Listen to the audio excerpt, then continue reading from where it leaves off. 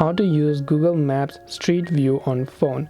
It is very simple to use a Street View on Google Maps on your phone, which could be Android or iPhone.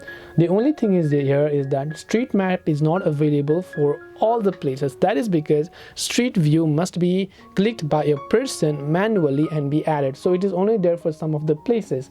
For example, if I search for one of the 7 wonders of the world, here you can see this little icon. This basically indicates a Street View, which means there is a Street View available for this. But Street View, as I said, is not available for all of the locations. That is because someone must have been here, taken a 360 image and then upload it to Google Maps. Only then the Google Maps will show up right over here. It's not there for all of the regions, for all of the places that you might be able to see. But to enable it, you can just select this option to view that particular place in a Street View.